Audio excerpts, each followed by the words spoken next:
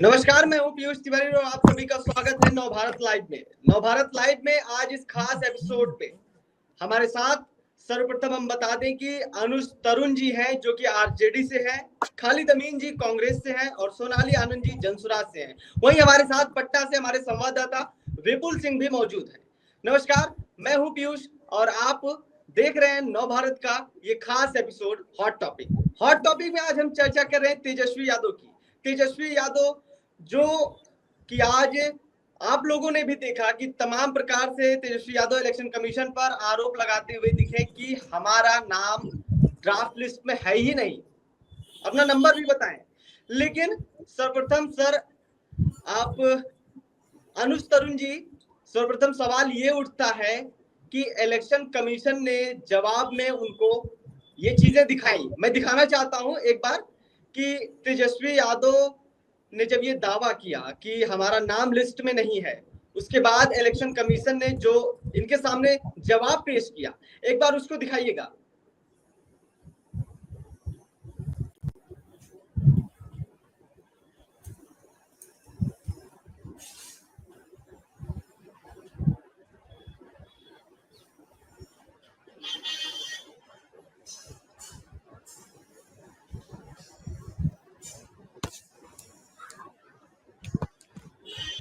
ये election commission द्वारा चीजें दिखाई गई हैं कि तेजस्वी यादव का नाम है लिस्ट में।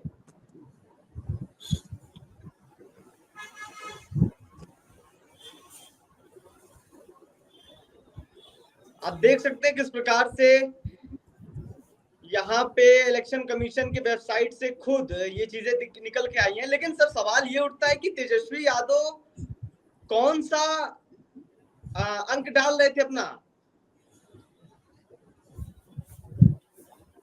आपसे सवाल है अनुज तरुण जी।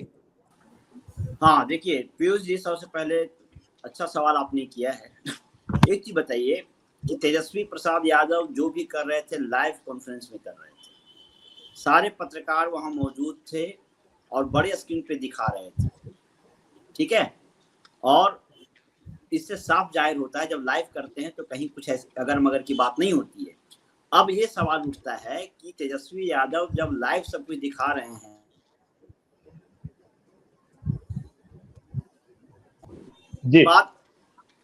उसके बाद चुनाव आयोग को ध्यान जाता है और आनन फानन में वह की लिस्ट जारी करते हैं, है ना। एपिक नंबर भी बदल जाता है। तो अब सवाल तो चुनाव आयोग पे ही उठता है ना कि जो बड़े चेहरे हैं उनका नाम नहीं है और वो जब प्रेस कॉन्फ्रेंस करके सच्चाई को दिखाते हैं तो अब आनन फानन में जो उनका नाम जोड़ देते हैं। ऐसे कितने जो 65 लाख मतदाता को जो हटाया गया है, क्या इतना बड़ा चेहरा है जिन पर है जो कि त्वरित कार्रवाई करते हुए 15 मिनट में है जो कि नाम जोड़ दिया जाएगा? तो बहुत सारे सवाल हैं। ठीक है, तेजस्वी जी ने जो कहा वो तो आपके सामने कहा, कैमरा के सामने कहा, पत्रकारों के सामने कहा।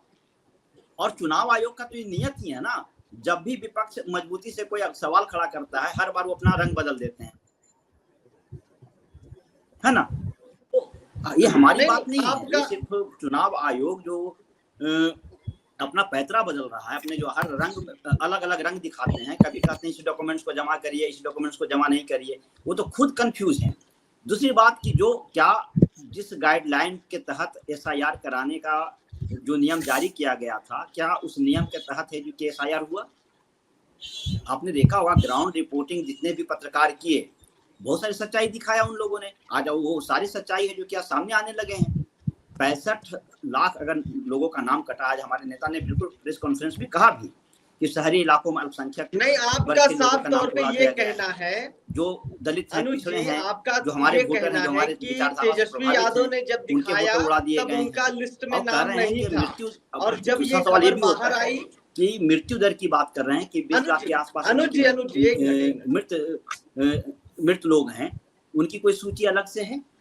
और एक चीज बताइए कि जो नए लोगों को जोड़ा गया उनकी कहीं से कोई अलग सूची है? तो कहीं ना कहीं पारदर्शिता पे सवाल तो है। आप पारदर्शी बनिए ना। हमारा सवाल तो यही है कि आप पारदर्शी तरीके से टाइम लेकर बढ़िया से वोटर लिस्ट तैयार करिए। लेकिन ये पता नहीं किसके सारे प्यानन फानन में काम कर रहे हैं, जिसके कारण है जो कि गड़बड़ियां हो रही है। और अगर लोकतंत्र में अगर आम आदमी का अगर एक भी आदमी का वोट देने का अधिकार खत्म होता है तो लोकतंत्र के लिए बहुत दुखद है और लोकतंत्र पे खतरा है। इसलिए हम लोग कह रहे हैं कि इस आंदोलन को हम लोग और तेज करेंगे और सुप्रीम कोर्ट में भी है मामला, सुप्रीम कोर्ट में भी हम लोग पूरे सबूत के साथ, मजबूती के साथ अपनी बात को रखेंगे। तो चुनाव आयोग पे सवाल है, तेजस्वी जी पे सवाल नहीं है। चुनाव आयोग इतने जल्दी है जो कि अपना रंग कैसे बदल रहा है।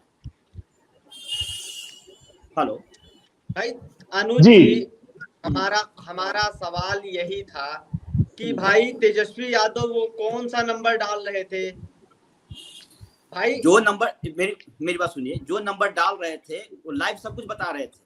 आप उनका प्रेस कॉन्फ्रेंस चला दीजिए। आप जैसे आपने चुनाव आयोग का चलाया है, आप तेजस्वी जी का जो लाइव प्रेस कॉन्फ्रेंस है उसको चलाइए। उन्होंने, पत्रकार भी चेक कर सकते थे, ऐसा तो नहीं गुप्त तरीके से किया, बोल कर बोले कि मेरा एपिक नंबर ये है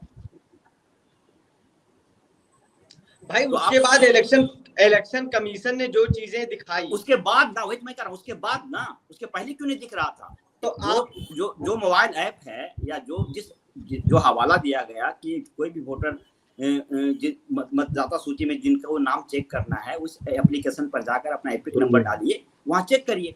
तो उनके निर्देश के अनुसार सबको लाइव सबके सामने जो कि चेक किया जा रहा था। वो बोल कर भी एजुकेट बोल रहे थे कि मेरा एपिक नंबर ये है। ऐसा तो है नहीं कि कॉन्फिडेंशियल गुप्त तरीके से बोल रहे थे।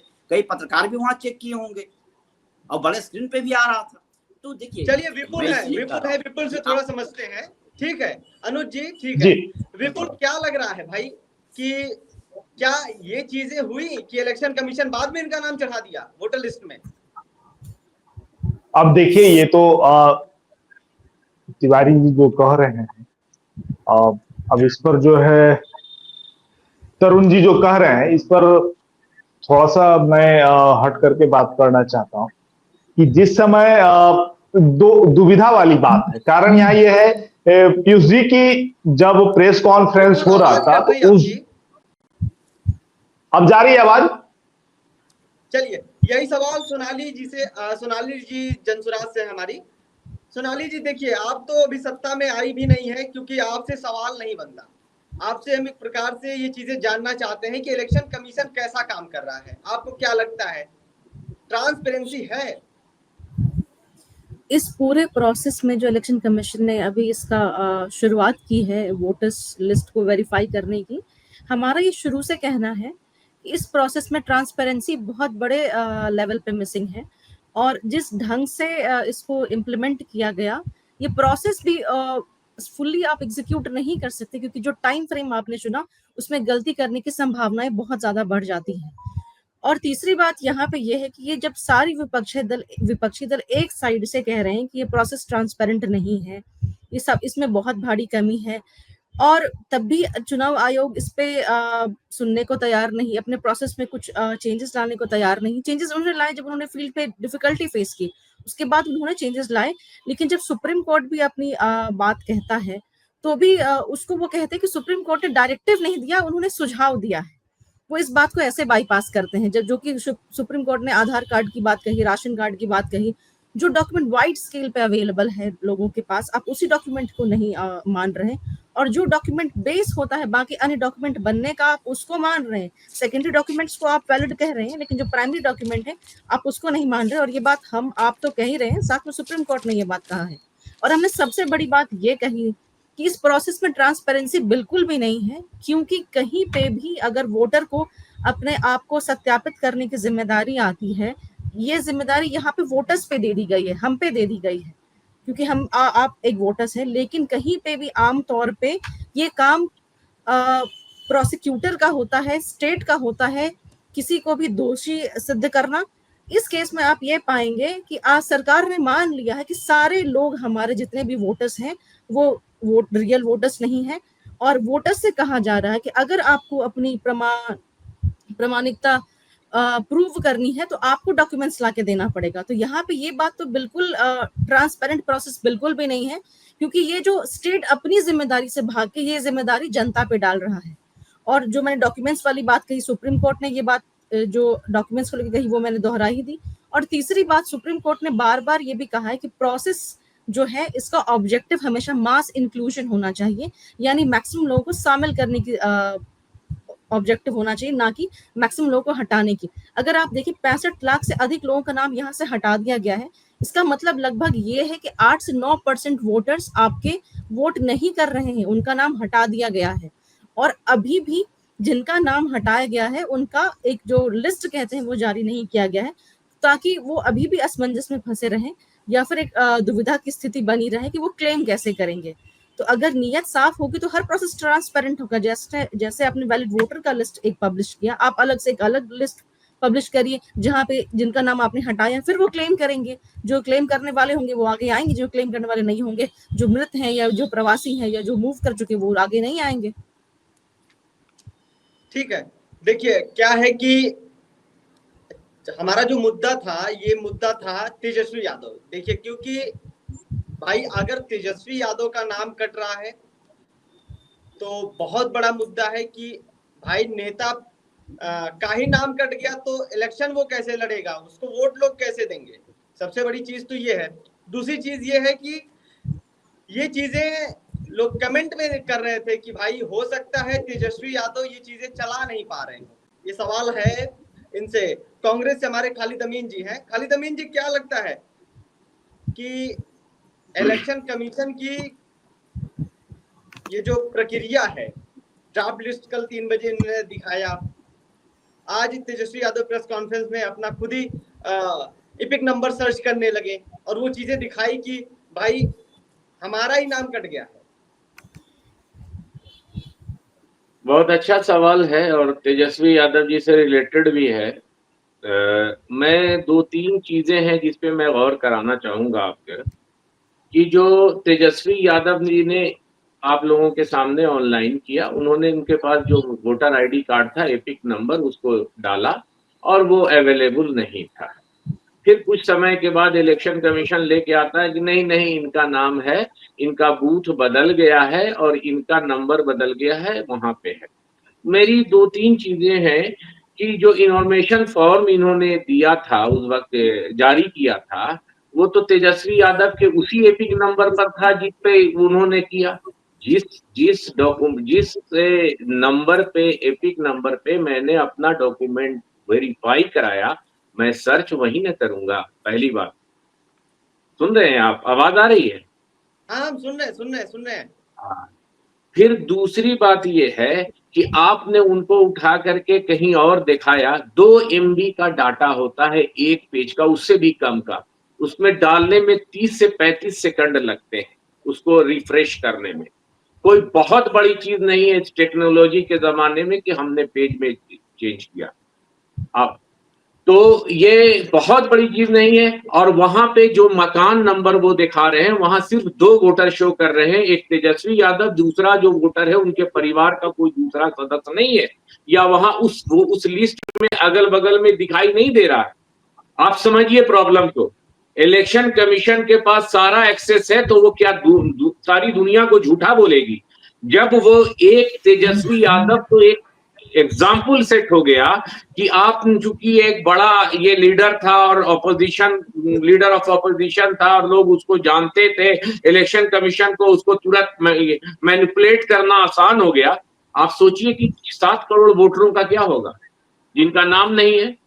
अभी हम लोगों की तरफ से, अभी जनसुराज से हमारी एक बहन बोल रही थी कि जो लोग डेथ कर गए हैं उनका लिस्ट में नाम नहीं, उनका कोई लिस्ट नहीं। डेथ का लिस्ट निकालिए ना भाई कि आप इतने आदमी के डेथ है, ये नाम है।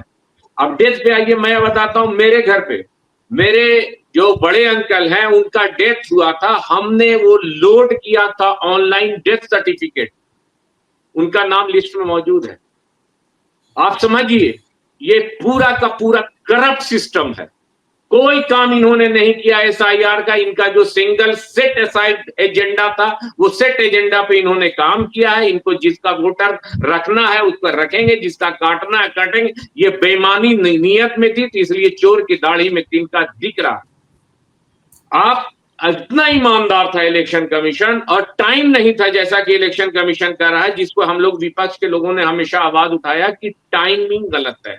टाइम कम था, तो आप कह रहे हैं कि 2003 का जो वोटर लिस्ट है वो मान है, तो वो सारे नाम हम हटा देते, फिर वही फॉर्म जारी करते जिसमें 2003 के लोगों का नाम नहीं वाले का कैंसिल कर देते, उसका नहीं करते। आपको तो ह्यू एंड क्राई करना है। एक घर के लोगों का 10 आदमी नाम है अगर उसमें वोटर लिस्ट में, तो 5 जगह नाम आपने डाला है, अलग अलग बूथ नंबर पे डाला है। आपकी नीयत बेईमान है, बेईमानी की है चुनाव आयोग की। और चुनाव आयोग मासूमियत से कह करके या सत्ता पक्ष का कोई लीडर उस कहानी को दोहरा करके झूठ को सच साबित नहीं कर सकता।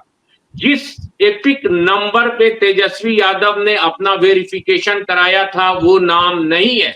आप कहीं से कोई नाम के ला के रख दीजिए, उसका कोई मतलब नहीं है, कोई महत्व नहीं है, सीधी सी बात। जी विपुल, विपुल आपको आवाज जा रही है? जी जी, हाँ हाँ आ रही है, आपके पास जा रही है आवाज?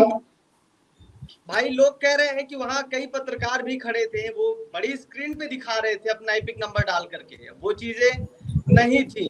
उसके बाद जब ये प्रेस कॉन्फ्रेंस मीडिया में आया तो इलेक्शन कमीशन, इनका कहना है कि इलेक्शन कमीशन 2 MB का डाटा होता है, सेकेंडों में फीड कर दिया और उसके बाद वो चीजें उसने रिलीज करके जवाब दे ही दी। क्या लगता है आपको, सच्चाई क्या है और क्या लग रहा है आपको एज अभी वहां पटना से ही है तो ये चीजें आप ज्यादा अच्छा बता पाएंगे? अब देखिए 2 इपिक नंबर जो है सामने आ रहे हैं, मैं दोनों इपिक नंबर को आपके सामने रखने का प्रयास कर रहा हूं। सबसे पहला जो इपिक नंबर है RAB 0456228, ये इपिक नंबर इलेक्शन कमीशन की ओर से जारी किया जाता है और वो बताया जाता है कि ये इपिक नंबर तेजस्वी प्रसाद यादव का है। और ये भी बताया जाता है कि 2020 में उन्होंने इस इपिक नंबर से संबंधित जो दस्तावेज इलेक्शन में जो दिए जाते हैं उसमें दिया है। दूसरी बात यहां ये आती है कि तेजस्वी प्रसाद यादव जो इपिक नंबर की जो बात कर रहे थे वो इपिक नंबर है RAB 291612 एक बार मैं और रिपीट कर दे रहा हूं, RAB 291612 ये 2 इपिक नंबर, एक इपिक नंबर मैंने आपको इलेक्शन कमीशन को लेकर के बताया और ये जो इपिक नंबर है ये इपिक नंबर तेजस्वी प्रसाद यादव ने खुद मीडिया के सामने जो है जारी किया है और साफ तौर पर बताया है कि ये हमारा इपिक नंबर है और इससे संबंधित जो डाटा है वो अपलोड नहीं किया गया है इलेक्शन कमीशन के साइट पर। देखिए दुविधा वाली बात यहां ये है कि अगर वोटर लिस्ट में बहुत सारे प्रवक्ता यहां पर बैठे हुए हैं, कुछ सवाल तो विपक्ष के सही है, इसमें कहीं कोई दो राय नहीं है कि अगर किसी भी व्यक्ति का वोटर कार्ड बनता है तो उसके जो परिवार के जो लोग होते हैं वो आसपास ही जो है उनका भी वोटर कार्ड रहता है, वोटर का जो इपिक नंबर रहता है वो रहता है। लेकिन अब जब इपिक नंबर है, इपिक नंबर के आधार पर किया गया है या फिर और भी कुछ डाटा जो संग्रहित करने का जो व्यवस्था इलेक्शन कमीशन जो पिछले SIR के सर्वे में जो किया है उस आधार पर हो सकता है, इसमें कहीं कोई दो राय नहीं। सबसे बड़ी बात है कि ये दोनों इपिक नंबर अलग अलग हैं। तेजस्वी प्रसाद अलग इपिक नंबर बोलते हैं और इलेक्शन कमीशन की ओर से जो जिलाधिकारी के माध्यम से जो ट्वीट किए जाते हैं, वेबसाइट पर डाले जाते हैं, वो अलग रहता है। तो ये जो बात है, ये बात यहाँ ये आकर के अटकती है कि सोनाली जी ने ठीक ही कहा है और इस पर जब कल बैठक हो रही थी इलेक्शन कमीशन के ऑफिस में तो वहां पर जो भी विपक्षी पार्टियां थी, सत्ताधारी पार्टियां थी, उनके जो प्रतिनिधि थे वहां गए हुए थे। विपक्ष ने 10 सवाल खड़े किए कि यदि किसी व्यक्ति का नाम हटाया जा रहा है तो उसका भी एक डाटा रहना चाहिए कि भाई आप किनका किनका नाम हटा रहे हैं। ये इससे क्या होगी कि ये पारदर्शिता आएगी इलेक्शन कमीशन के जो काम है उसमें, और जो लोग डेथ कर गए हैं उनका एक आप अलग लिस्ट बना दीजिए, जिनको आप हटा रहे हैं या फिर जिनका 2 जगह नाम है उसको आप एक जगह कर रहे हैं, तो वोटर भी तो वो जानने का प्रयास करेगा ना कि भाई हमारा कहां पर नाम डाला जा रहा है। अब ये सबसे बड़ी बात है। और इसमें जो है इलेक्शन कमीशन पर सवाल खड़े होते हैं। संवैधानिक प्रक्रिया है एसआईआर, उसको कर रही है वो, कहीं कोई उसमें दो मत नहीं है, वो करे। लेकिन जो पारदर्शिता की जो बात विपक्ष के द्वारा उठाए जा रहे हैं एकदम सही है, और इलेक्शन कमीशन को जो है इस पर अपनी पारदर्शिता बनाए रखनी होगी। जी अच्छा विपुल, एक चीज समझाइएगा, तेजस्वी यादव जो प्रेस कॉन्फ्रेंस में नंबर दिखा रहे थे वो अलग नंबर था, इलेक्शन कमीशन जो एपिक नंबर के साथ दस्तावेज रिलीज किया है वो अलग नंबर है। Let me confirm. एकदम एकदम जी, एकदम दोनों अलग अलग नंबर है। अच्छा बिल्कुल। तो अभी अभी हमने बात किया, अनुज जी आप बोल रहे थे कि अभी एक चीज पीयूष जी, एक चीज मैं और यहां पर जोड़ना चाहता हूं कि जो इलेक्शन कमीशन के द्वारा जिलाधिकारी के माध्यम से जो ट्वीट आता है पटना जिलाधिकारी के ट्विटर हैंडल पर, उसमें साफ तौर पर कहा जाता है कि नेता प्रतिपक्ष तेजस्वी प्रसाद यादव का एपिक नंबर RAB 0456228 है। इसका जो है प्रयोग बिहार विधानसभा निर्वाचन 2020 में भी तेजस्वी प्रसाद यादव द्वारा शपथ पत्र में किया गया है। अब देखिए यहां पर सवाल अब ये उठ रहा है कि जब इस एपिक नंबर का प्रयोग 2020 के विधानसभा चुनाव में जब किया जा रहा है, क्या तेजस्वी प्रसाद यादव को ये नंबर पता नहीं?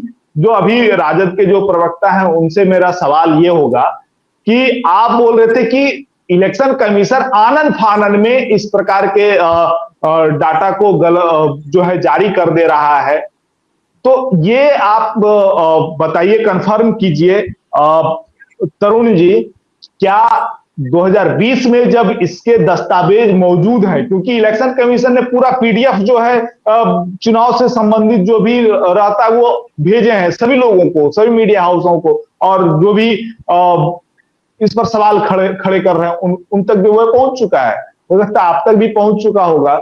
देखिए मैं इसका उससे संबंधित जी, जब ये 2000 नहीं मेरा सवाल अभी पूरा नहीं हुआ है। जब 2020 में जब इस एपिक नंबर का प्रयोग तेजस्वी प्रसाद यादव द्वारा जब किया गया था, तो ये अलग एपिक नंबर तेजस्वी प्रसाद यादव जी को कहां से मिला? ये देखिए क्या लग रहा है बताइए।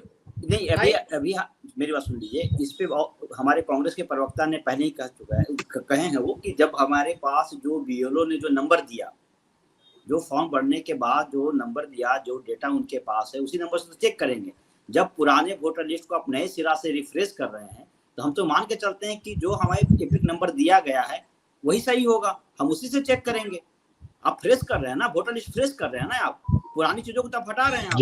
तो जो हमारे पास पावती रसीद के रूप में या जो BLO हमें एपिक नंबर उपलब्ध कराएंगे हम उसी की बात करेंगे ना, उसी से चेक करेंगे ना।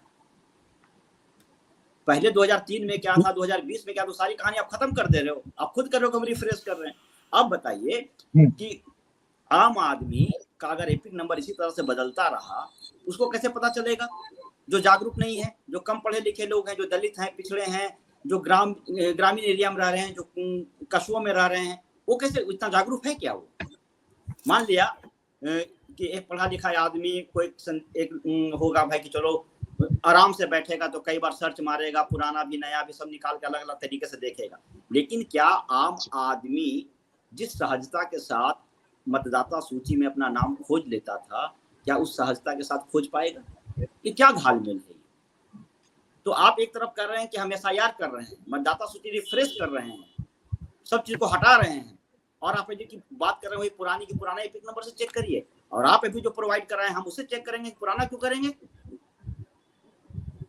तो आप पहले अपनी जो जितने भी आपके जो नियमावली है उसमें पारदर्शिता लाइए। आप करते कुछ और हैं, कहते कुछ और हैं। एक तो इसीलिए हम लोगों ने कहा था कि जितने जगह भी आपने निर्देश जारी किया था कि सबको पावती रसीद दिया जाएगा, 2 फॉर्म दिए जाएंगे, एक जनता को जनता अपने पास रखेगी, दूसरा BLO रखेंगे। कितने लोगों को दिया है आपने?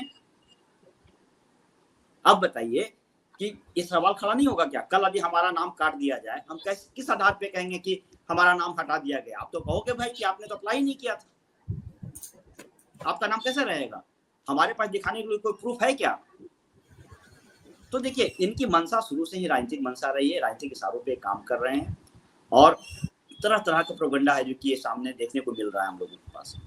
इनकी जो मंशा है वो साफ है कि जो दलित वोटर हैं, जो पिछड़े वोटर हैं, उनको है जो कि किसी तरीका से हटा दिया जाए। अब देखिए इनकी मंशा, एक तो सांप्रदायिक पार्टी है, शुरू में उन्होंने जनता का सेंटिमेंट, हिंदू सेंटिमेंट जगाने के लिए उन्होंने कहा कि रोहिंग्या और है जो कि बांग्लादेशी घुस गए हैं। क्या तेजस्वी प्रसाद यादव और जो 65 लाख जो आए सबके सारे रोहिंग्या हैं, बांग्लादेशी हैं ये? तो आप जिस हिंदू सेंटिमेंट के साथ आप वोट बैंक की राजनीति कर रहे हैं और नाम काट रहे हैं गरीब दलित पिछड़ों का, अल्पसंख्यकों का, तो आपको तो आगे आकर जवाब देना चाहिए। और दूसरी बात कि जो भी विपक्ष ने सवाल किए हैं, चुनाव आयोग प्रखर होकर कोई भी जवाब का उत्तर नहीं दिया है, इसके बदले जवाब देने कौन आते हैं? सारे बीजेपी वाले आ जाएंगे, जनता दल यू वाले। अरे भैया, आपसे कौन सवाल कर रहा है? जिन लोगों का वोटर लिस्ट से नाम कटा है, हम तो जानते भी नहीं कि हमारे वोटर हमको वोट देंगे कि नहीं देंगे, हो सके आप ही को वोट दे दें, लेकिन महत्वपूर्ण है इस देश के जो नागरिक हैं उनको वोट देने का अधिकार जो है वो बना रहना चाहिए, तभी लोकतंत्र बच पाएगा। तो हम तो हमारे चुनावी मुद्दा नहीं है, लोकतांत्रिक मूल्यों का मुद्दा है। ठीक है, मैं समझ गया। हमारी आवाज अगर खालिद अमीन जी क्लियर है आपसे? जी हाँ बिल्कुल। आपने जिक्र किया था अपने चाचा जी का कि वो नहीं है लेकिन फिर भी उनका नाम वोटर लिस्ट में है, जबकि डेथ सर्टिफिकेट सबमिट कर दिया गया। अच्छा, इसी फिर भी इन्यूमरेशन फॉर्म के जरिए दिया गया था उनका? जी, बीएलओ द्वारा इपिक नंबर दिया गया था आपको उनका? जी हाँ, बीएलओ आपको इपिक नंबर दिया था? जी हाँ, इपिक नंबर दिया था। इन्यूमरेशन फॉर्म मैंने उनका जानबूझ के ऑनलाइन सबमिट किया ताकि वो death certificate direct election commission तक चली जाए, लेकिन वो नाम मौजूद है। मैं ये बता रहा हूँ कि कितना गड़बड़ है ये। अभी आप मेरी ठीक है, लेकिन इपिक नंबर क्या आपको दिया गया था? बीएलओ द्वारा रिसीविंग दी गई थी इपिक नंबर? नहीं, दी नहीं गई थी। जब मैंने बीएलओ को वापस किया है तो उसकी फोटो कॉपी करा करके उस पर रिसीविंग ली है, लेकिन देश इस बिहार में हर आदमी इस ढंग से नहीं सोचता जैसा शायद मैंने सोचा है। विपुल, क्या कोई रिसीविंग दी जा रही थी? जितने बीएलओ हैं वो नहीं, आप बात समझिए। अब मुझे तो 2 मिनट दीजिए ताकि मैं समझा सकूं। बीएलओ को दो इन्यूमरेशन फॉर्म की 2 कॉपी बीएलओ को देना था लोगों को, लेकिन 90% लोगों को सिंगल कॉपी दी गई और वो वापस साइन करवा के ले ली गई। और अभी जो आप लोगों ने देखा अजीत अंजुम जी का मामला, वहां तो बहुत सा ऐसा भी मामला है और हो सकता है धीरे धीरे अभी खुल के आए कि इन्यूमरेशन फॉर्म जाली दस्तखत कर करके भी जमा कर दिए गए। तो ये एसआईआर का बहुत ज्यादा कोई ऑथेंटिफिकेशन मेरी नजर में तो आज के डेट में नहीं है। प्लस मैं ये जो नाम कटने से ज्यादा मुझे चिंता नाम जुड़ने वालों की है, और मेरी नजर या फिर इलेक्शन पॉलिटिकल पार्टी की नजर उस पे है, और उसके वेरिफिकेशन में चूंकि इतना बीच बीच में घाल मेल किया गया है इधर का नाम उधर करके कि वो खोजने में दिक्कत हो रही है। इसीलिए चुनाव आयोग अगर पारदर्शिता बरतना चाहता है और चाहता है कि लोगों का उसके लिस्ट पर यकीन रहे, तो जितने लोगों का नाम ऐड किया है वो सारा नाम सार्वजनिक करे काटने वालों के नाम के साथ, ताकि लगे कि हाँ चुनाव आयोग नहीं। पहले बात समझिए, जल्दी में बात पूरी नहीं होगी, समझिए बात को, ताकि लगे कि चुनाव आयोग चाहता है सारा चीज निष्पक्ष है, लेकिन जो हम इल्जाम लगा रहे हैं बार बार विपक्ष की तरफ से वो निष्पक्ष नहीं है। एक मिनट विपुल, हमारा सवाल समझ नहीं है कि जब आपका फॉर्म बीएलओ ले जाता है साइन करा करके, तो आपको कोई इपिक नंबर देता है? देखिए, जो इपिक नंबर आमतौर पर वोटरों के रहते हैं वही इपिक नंबर बीएलओ द्वारा उपलब्ध कराया जाता है, और नई प्रक्रिया में अब आने वाले समय में ही पता चलेगा किनका नाम कटा है और किनका नाम रहेगा। ठीक है, और जहां तक फॉर्म देने की बात है तो इलेक्शन कमीशन के द्वारा भी बताया गया था कि 2 कागजात दिए जाए। जहां तक इलेक्शन कमीशन का बात है, इलेक्शन कमीशन का साफ कहना था कि 2 पेपर जो है जो वोटर हैं उनको दिए जाएंगे। एक जो है उनके पास रिसीविंग के तौर पर रहेगी और एक पेपर जो है जो इलेक्शन कमीशन के जो अधिकारी हैं, कर्मी हैं। सोनाली आनंद जी, क्या लगता है कि जब बीएलओ लेके जाता है फॉर्म सिग्नेचर करा के, तो इपिक नंबर देता है या नहीं? हाँ ना में बताइए। देखिए, जो भी प्रोसेस डिफाइंड था, जो प्रोसेस बताया गया था कि फॉलो होगा, वो प्रोसेस कुछ भी फॉलो नहीं हो रहा है। यहाँ पे जो बात अभी खालिद अमीन जी ने कही कि मैक्सिमम वोटर्स को रिसीविंग नहीं मिल रही है, तो यहाँ पे इपिक नंबर मिल रहा है कि नहीं मिल रहा है, ये तो वोटर्स ही बताएंगे। लेकिन जो फील्ड से बातें निकल के आ रही हैं कि सिंगल कॉपी ले जाई जाती है, उस पर हस्ताक्षर भी लिए जाते हैं, कभी नहीं लिए जाते हैं, कभी बीएलओ खुद से उसको भर के आगे बढ़ा देते हैं, तो उस केस में तो उससे कुछ भी नहीं मिल रहा है। और दूसरी चीज यहाँ पे ये है कि अभी बहुत सारी बात ये कही जाए कि हमने ऐसा किया, हमने वैसा किया, लेकिन ग्राउंड पे जैसी जैसी बातें फील्ड से निकल के आ रही है, आपको बिल्कुल पता होगा कि प्रोसेस बिल्कुल भी फॉलो नहीं हो रहा।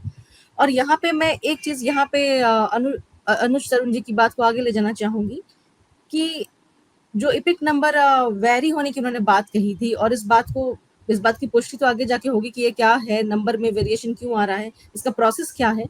लेकिन यहाँ पे ये बात बिल्कुल साफ है, क्योंकि ये नेता प्रतिपक्ष हैं, बहुत बड़ा फिगर है। अगर उनके केस में जिसको तुरंत इमीडिएटली एड्रेस नहीं किया जाता तो बहुत बड़ी हल्ला हंगामा हो सकता था। लेकिन आप ये समझिएगा, अगर ऐसा किसी आम जनता के साथ होता है और उसका बात अगर इस लेवल तक नहीं उजागर किया जाता है, तो ऐसे स्केल पे बहुत सारे लोग होंगे जिनका नाम बिल्कुल हट जाएगा। तो ये हम कह सकते हैं कि यहाँ पे बस एक ही एडवांटेज यहाँ पे तेजस्वी यादव जी को मिल रहा है कि वो एक नेता प्रतिपक्ष हैं और उनकी बात सुनी गई, इसलिए उसको इमीडिएटली एड्रेस किया गया। लेकिन अगर आम इंसान इस बात का मुद्दा ना बना सके, अपनी बात मीडिया तक ना पहुंचा सके, तो उसका नाम शायद बिल्कुल ही हट जाएगा लिस्ट में से। नहीं, उसके लिए वही कानून इलेक्शन कमीशन ने दिया, 1 महीने का वक्त दिया है कि आपको अगर लगता है आपका नाम नहीं है तो मैंने तो यही कहा ना कि आप उसका लिस्ट भी अलग से जारी करिए जिनका नाम नहीं है, ताकि वो क्लेम कर सकें। आप एक सूचीवार लिस्ट बनाइए कि डेथ्स लोगों की सूची ये है, प्रवासी लोगों की सूची जो विस्थापित करके उनकी सूची ये है, ये उनकी सूची है जिनका नाम 2 जगहों पे है, फिर वो क्लेम करने वाले आगे आएंगे। एक अलग से लिस्ट निकालने में आपको क्या आपत्ति है? तभी तो लोग क्लेम कर पाएंगे ना, नहीं तो ये कंफ्यूजन तो बना ही रहेगा। आप नंबर कोई और डालेंगे, नंबर इपिक नंबर निकल के कुछ और आ जाएगा, फिर ये दुविधा बनी ही रहेगी। आपको अगर ट्रांसपेरेंट प्रोसेस रखना है तो आपने वोटर्स का लिस्ट निकाल दिया, बट एट सेम टाइम आप उनका भी लिस्ट अलग से निकालिए जिनका नाम आपने काटा है।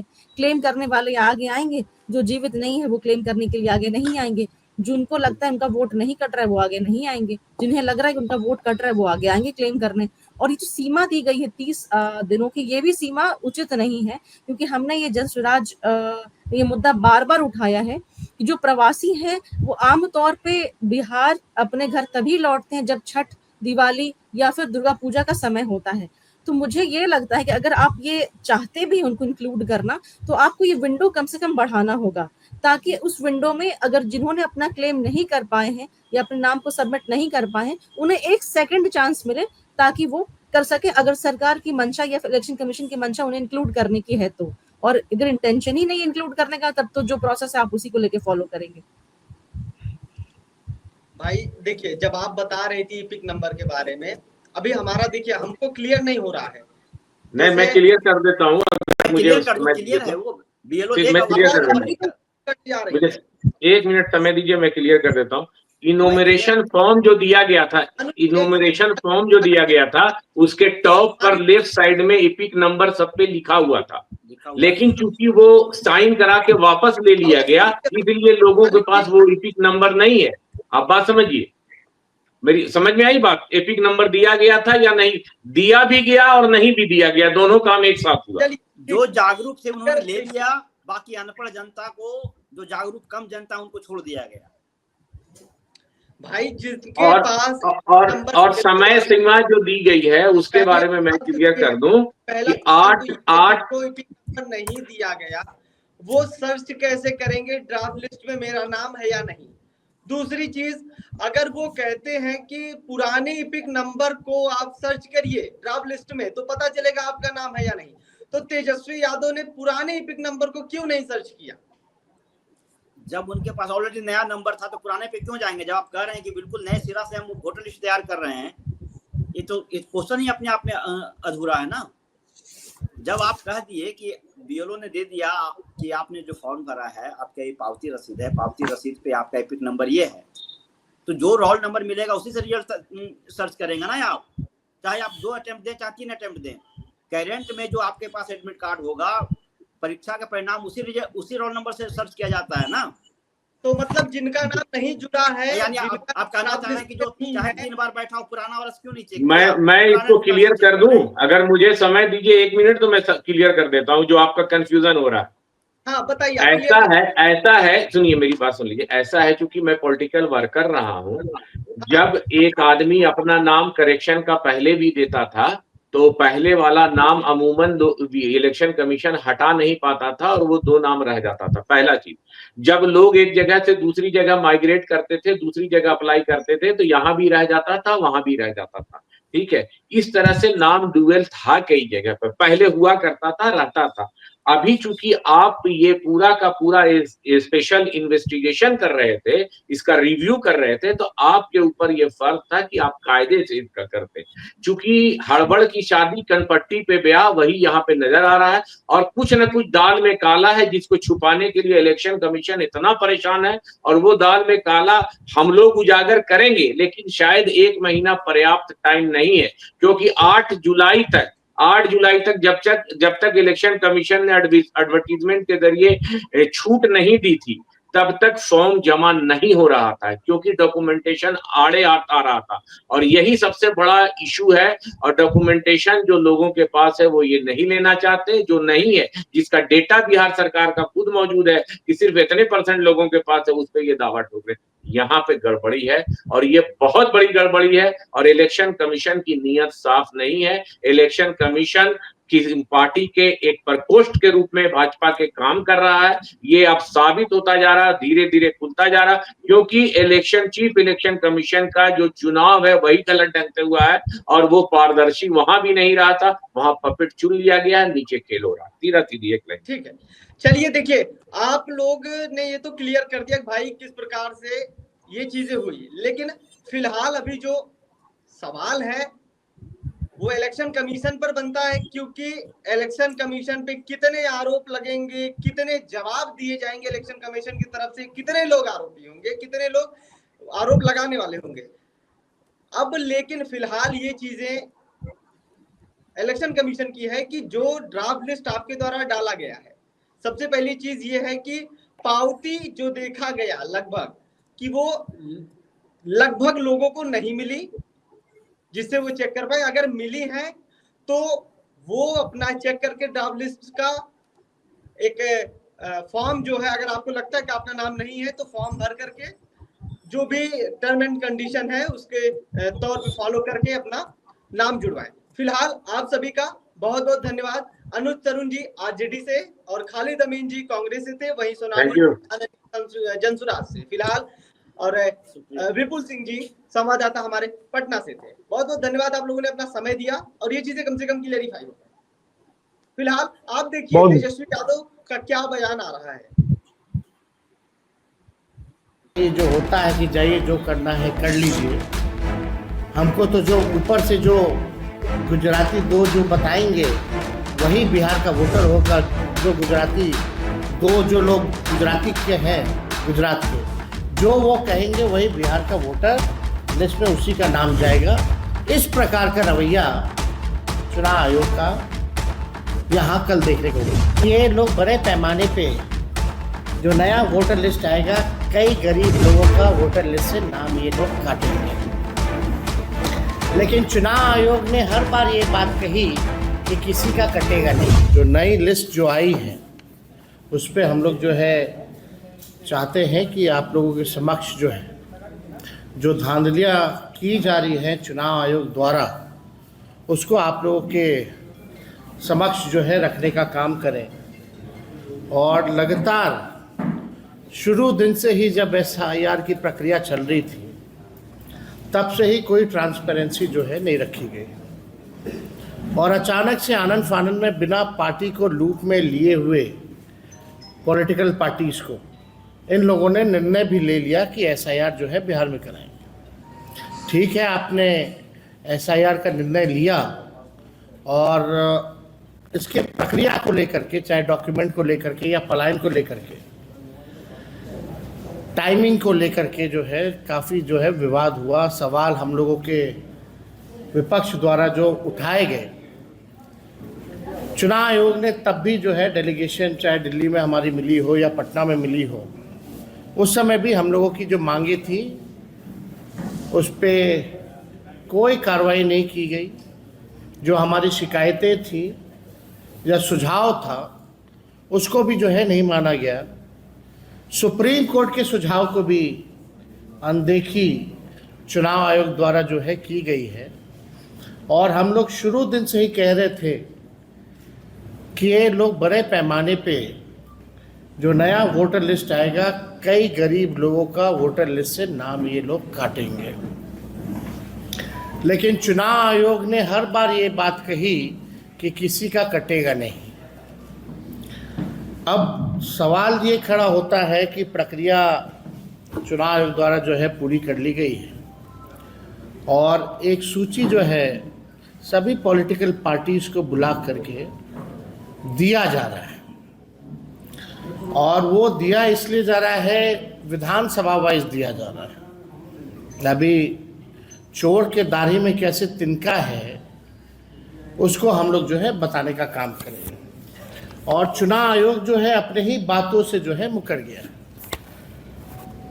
चुनाव आयोग द्वारा शुरू में ये आश्वासन दिया गया था कि मतदाता सूची से हटाए गए प्रत्येक नाम की जानकारी का और कारण, जैसे किसी की मृत्यु हो गई है या कोई शिफ्टेड हो गया, स्थानांतरण हो गया है, रिपीटेड यानी दोहरा वोटर है, या लापता अनट्रेसेबल, यानी सभी राजनीतिक दलों को जिसका भी कटेगा पुराने वाले लिस्ट से नाम, उन सब की जानकारी चुनाव आयोग जो है देने का काम करेगा। कल हमारा डेलीगेशन महागठबंधन का, क्योंकि हम लोग सब लोग जान रहे हैं इनके साजिशों को, तो कल हमारा महागठबंधन का डेलीगेशन चुनाव आयोग गया था और अपनी बात को रखा है। लेकिन चुनाव आयोग ने एक बार भी जो है गौर नहीं किया। जैसे तानाशाही जो होता है कि जाइए जो करना है कर लीजिए, हमको तो जो ऊपर से जो गुजराती दो जो बताएंगे वही बिहार का वोटर होगा। जो गुजराती दो जो लोग गुजराती के हैं, गुजरात के, जो वो कहेंगे वही बिहार का वोटर लिस्ट में उसी का नाम जाएगा। इस प्रकार का रवैया चुनाव आयोग का यहाँ कल देखने को मिला। एग्जाम्पल सुल्तानगंज विधानसभा का, जहाँ चुनाव आयोग ने हर पॉलिटिकल पार्टी को जो है दिया है, उपलब्ध कराया है। जरा जूम करो ऊपर का। हाँ, अब इसमें लिखा है पार्टी वाइज, ये एएसडी लिस्ट है। इसमें ऊपर अगर आप देखें, पूरा जूम करो, जो पहला लाइन जो है पार्टी वाइज लिस्ट, और नीचे जाओ, जूम करो, कीजिए और थोड़ा, ठीक है। तो इसमें लिखा है party wise list of elector of concerned constituency whose enumeration form is not submitted and whose name is not in draft roll 2025। ये आप देख सकते हैं। अब इसके कैटेगरीज पे आप यहीं रखे रहना ताकि हमारे प्रेस के साथी जो है इसको समझ सके।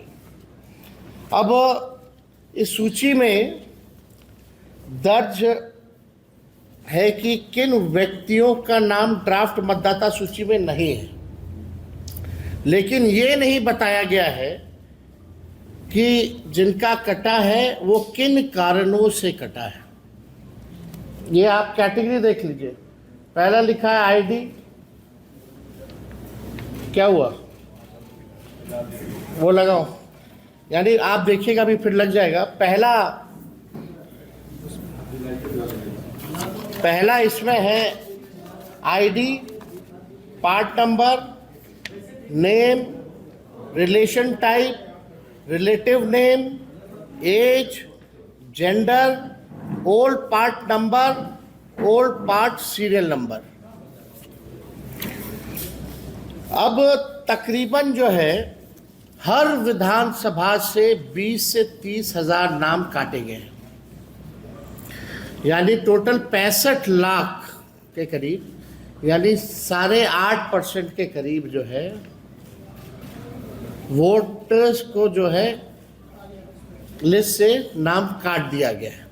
अब हमारा सवाल है, क्योंकि चुनाव आयोग जो है जब भी बात करती थी या जब भी कोई विज्ञापन देता था या प्रेस नोट भेजता था या डे टू डे अपडेट देता था, तो उसमें बताया जाता था इतने शिफ्ट हो गए, इतने मरने वाले हैं, इतने की दोहरी वोटर लिस्ट में नाम है, और एक जो है अनुपस्थित वाले, उनका कैटेगरी दिया जाता था। अब सवाल देखिए, अब तकरीबन 20 से 30 हजार, और ये जो हम लोगों को जो सूची जो उपलब्ध कराई गई है, ये आप समझिए ये विधानसभा वाइज सूची जो है हम लोगों को उपलब्ध कराया गया है।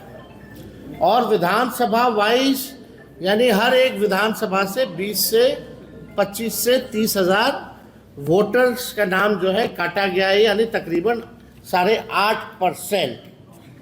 और इसमें चुनाव आयोग ने चालाकी और साजिश करते हुए इसमें ना तो बूथ का नाम दिया है, ना वोटर का पता दिया है, और सबसे महत्वपूर्ण जो मतदाता का EPIC नंबर दिया, ताकि उसे हम इनका तुलनात्मक अध्ययन जो है, विश्लेषण जो है नहीं कर पाए। यानी चुनाव आयोग की चालाकी है, कहीं वोटर का नाम मतलब जो वोटर का पता नहीं है, बूथ का नाम नंबर नहीं है, और EPIC नंबर जो है वो नहीं है, ताकि हम जो है पता कर सके कि कौन लोग हैं जिनका नाम कटा, यानी चोर के दाढ़ी में तिनका, यानी छुपाया जा रहा है। और सबसे महत्वपूर्ण बात, ये पूरे कैटेगरी में आप बताइए कहाँ कौन मरा है, कितना मरा है, केवल नंबर बता दिया गया है। कौन से बूथ का आदमी जो है रिपीटेड है या शिफ्टेड है या डेथ हुआ है, या उसका EPIC नंबर क्या है, ये इस लिस्ट से कैसे पता चलेगा?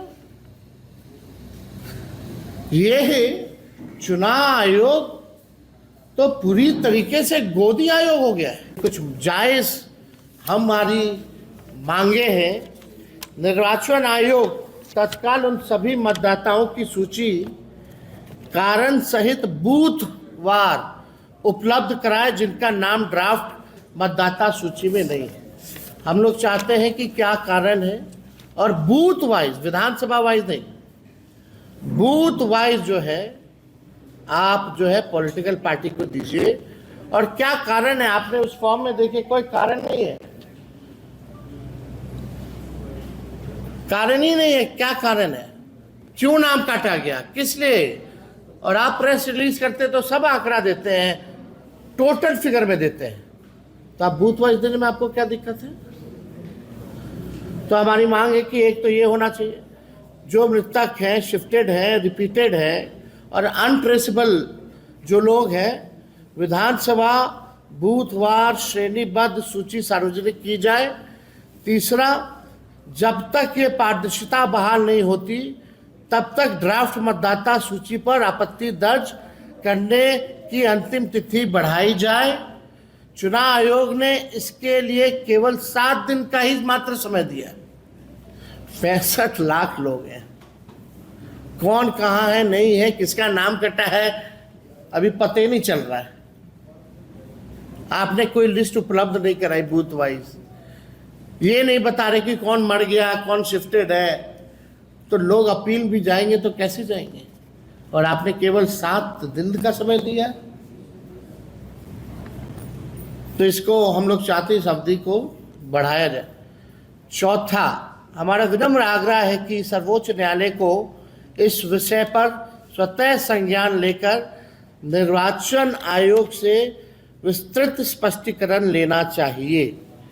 यानी हमारी सुप्रीम कोर्ट से भी मांग है कि जो है इसको संज्ञान में लेकर के चुनाव आयोग से इन सब का जो है जवाब से एक स्पष्टीकरण, फैक्ट्स जो है वो सुप्रीम कोर्ट जो है मांगे। ये पूरा खेल जो है, जो हम लोगों को संदेह था शुरू से, और इतनी बड़ी पैमाने पे जो धांधली की गई, आप सब लोगों ने देखा होगा। अंगूठा मारा गया, बीएलओ खुद ही फॉर्म साइन करके अपलोड करते गए, कोई फोटो नहीं लिया गया, कोई दस्तावेज नहीं लिया गया। आखिर पता तो चले किससे दस्तावेज लिया है नहीं लिया है, और कारण क्या है काटने का नाम, आप वो तो बताइए। आपने बस तय कर दिया कि बिहार की जो एसआईआर हुई उसमें 65 लाख मतदाताओं का नाम जो है काट दिया गया। अरे कोई फिगर सोच लिया, कोई फिगर डाल दीजिएगा without any evidence and proof. Vyas ji का नाम कटा, आईएएस व्यास जी हस्बैंड, जो आईएएस जो व्यास जी हैं, हस्बैंड और वाइफ दोनों का नाम कटा हुआ है, वो ट्वीट किए हैं। अब तो सुप्रीम कोर्ट ने कहा था 15 सबूत अगर ये बूथ वाइज अगर ये दे देंगे तो हम लोग भी तो अध्ययन करेंगे ना, हमारी भी तो बूथ कमेटी है, लोग हर बूथ पे व्यक्ति है हमारा, लेकिन बता ही नहीं रहा कौन है। मतलब आपने खुद ही जो है फॉर्म भरा, आपने खुद ही फॉर्म अपलोड किया, आप ही ने निर्णय लिया एसआईआर कराने का, आपके मन में जो संख्या है वो काट दिए, अब फिर लास्ट में बोलते हैं कि हम बताएंगे नहीं। ये कौन सी प्रक्रिया है भाई? ऐसा कभी तो हुआ नहीं है। ये तो तानाशाही है, ये लोकतंत्र का है। चुनाव आयोग जो है इंडिपेंडेंट बॉडी है, कमीशन है, कॉन्स्टिट्यूशन इंस्टीट्यूशन है, संवैधानिक संस्था है। उसका काम है निष्पक्षता से चुनाव कराना, वोटरों को जोड़ना। और आप जो है एक पॉलिटिकल पार्टी का चुनाव आयोग, ज्ञानेश गुप्ता जो है एक प्रकोष्ठ बन करके रह गए। एक बार भी पूरी प्रक्रिया के समय ज्ञानेश गुप्ता इलेक्शन कमिश्नर एक बार भी सामने आए नहीं। हम चुनौती देते हैं, अगर ज्ञानेश गुप्ता जी आपने ट्रांसपेरेंसी रखी है, अगर आपने ईमानदारी से अपने काम को किया है, तो हमारे सवालों का आप जवाब दीजिए। अब बूथ वाइज कैटेगरी, चाहे मृतकों का हो, शिफ्टेड का हो, अनरिप्रेजेंटेड का हो, या रिपीटेड वोटर्स का हो, आप बूथ वाइज जो है बताइए, लोगों को बताइए किन किन लोगों का, किन कारणों से आपने 65 लाख लोगों का वोटर लिस्ट से आपने नाम काटा।